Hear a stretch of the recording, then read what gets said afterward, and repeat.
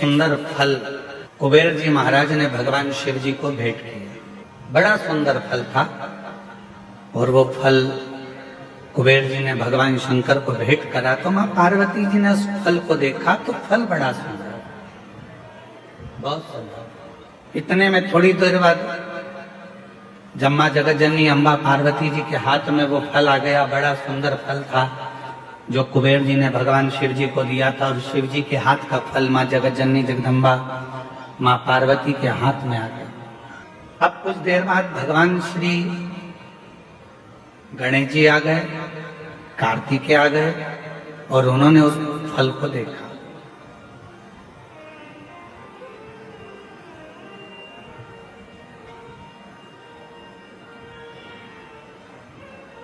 अब इतना सुंदर फल था कि कार्तिकेय जी भी देखकर उसकी ओर थकित रह गए और भगवान श्री गणेश जी महाराज भी उसको देखकर थकित रहे। कभी कभी ऐसा होता है, माँ को मायके से साड़ी मिलती है, कभी कभी ऐसा होता है और माँ को मायके से साड़ी मिलती है, वो साड़ी बहू को भी पसंद आ जाती है और बेटी को भी पसंद आ जाती है। अब थोड़ा चक्कर पड़ जाता है कि वो साड़ी जो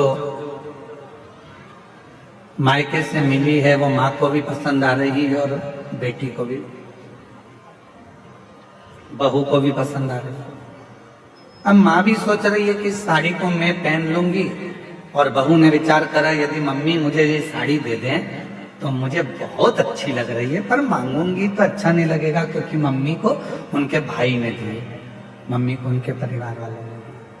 पर फिर भी मन में भाव है कि ये साड़ी मुझे मिल जाए, ये साड़ी मुझे प्राप्त हो जाए। थोड़ी देर बाद बेटी ने उस साड़ी को देखा तो बेटी के मन में भी भाव आ गया कि ये साड़ी मुझे मिल जाए तो अच्छा, इतनी सुंदर साड़ी है, ये साड़ी मैं पहनूं तो अच्छी। माँ को साड़ी अच्छी लग रही है, बेटी को साड़ी अच्छी लग रही है, बहू को साड़ी अच्छी लग रही है। अब ऐसी स्थिति में बेटी भी खड़ी हो गई और बहू भी खड़ी हो गई और कहा मम्मी ये साड़ी हमको दे दो। तब सास करेगी क्या, माँ करेगी क्या, बेटी को दूं कि बहू को दूं? बहू को दूंगी तो बेटी को बुरा लग जाएगा और बेटी को दूंगी तो बहू को बुरा लग जाएगा। संशय पड़ गया। उसी तरह फल अच्छा है, कुबेर जी ने दिया है, वो फल भगवान देवाधिदेव महादेव के पास आ गया। भगवान शंकर जी ने वो फल पार्वती जी को दे दिया। पार्वती जी के हाथ में वो फल जो दिखा, उस फल को लेने की कामना श्री गणेश जी के मन में भी आ गई और षडानंद कार्तिकेय जी के मन में भी। दोनों के मन में ये भाव है कि ये फल हमें मिल जाए, ये फल हमें प्राप्त हो। जो कार्तिकेय बाबा ने देखा और कार्तिकेय जी देखकर बोले कि इतना सुंदर फल है माँ, ये फल आप मुझे दे दीजिए, बड़ा सुंदर फल, ये फल मुझे मिल जाए। थोड़ी देर बाद गणेश जी आए तो गणेश जी ने भी कह दिया कि ये फल मुझे मिल गया। उसी समय भगवान शिव का ध्यान गया और भगवान शंकर ने उसी फल कह दिया जो पृथ्वी की परिक्रमा पहले कर आएगा, जो पृथ्वी की परिक्रमा पहले कर आएगा, ये फल उसी को दिया जाए। कभी कभी मेरी माताओं से निवेदन है, अगर साड़ी का चक्कर पड़ जाए कि बहू को दूं कि बेटी को दूं तो कह देना 1 साल तक जो घर के पूरे बर्तन मांजे साड़ी उसी को दे देना। इतने में तो दोनों कह देंगे मम्मी तुम्हारी साड़ी तुम ही रख लो, हम उस साड़ी का क्या करेंगे? पर फल की लड़ाई थी। षडानंद कार्तिकेय जी भी परिक्रमा करने गए और भगवान श्री गणेश जी भी परिक्रमा करने गए। एक चूहे पर बैठ गए, गला पकड़ रहा बेटा माइक, एक चूहे पर बैठ गए और एक मोर पर बैठ गया और दोनों परिक्रमा करने के लिए चल गए।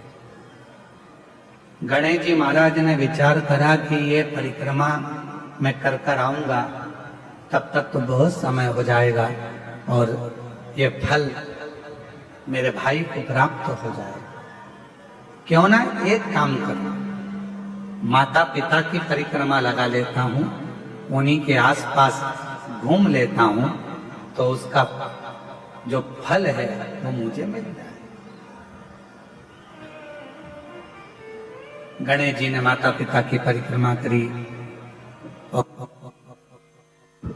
गणेश जी माता पिता की परिक्रमा कर फल को प्राप्त कर लिए तो षडानंद कार्तिकेय जी महाराज लौट कर आए।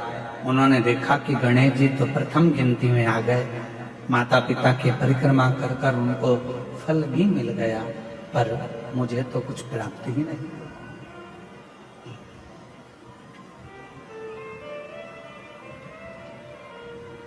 बात फल की नहीं है,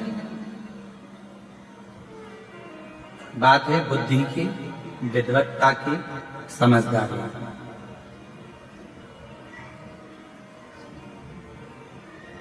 दुनिया का ऐसा कोई फल नहीं है जो आपको नहीं मिल सकता। दुनिया का ऐसा कोई काम नहीं है जो पूरा नहीं हो सकता।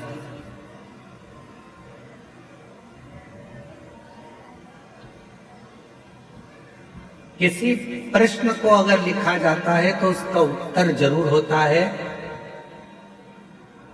कितने भी बड़े ताले लग जाएं, कितनी बड़ी भी तिजोरी बन जाए, उसकी चाबी जरूर होती है। उसी तरह दुनिया में अगर कोई रोग है, कोई बीमारी है, कोई तकलीफ है, कोई कष्ट है, कोई बहुत विघ्न है, तो शिव महापुराण एक ऐसी चाबी है जिसमें उस पूरे विघ्न का, उस पूरी तकलीफ का, उस बीमारी का हल शंकर की पूजन से, शिव की आराधना से प्राप्त हो सकता,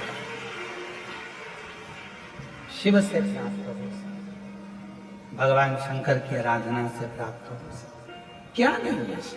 हम सबको कहते हैं कि अगर दुनिया में अगर आपका कोई नहीं है, यदि आपको लगता है कि मैं तकलीफ में हूँ, मैं कष्ट में हूँ, मैं परेशानी में हूँ, मैं बहुत विघ्नों में पड़ा हुआ हूँ, मैं बहुत तकलीफों में घिरा हुआ हूँ, बहुत परेशानी में घिरा हुआ हूँ, तो हम उनसे भी कहते हैं सारी समस्या का हल एक लोटा।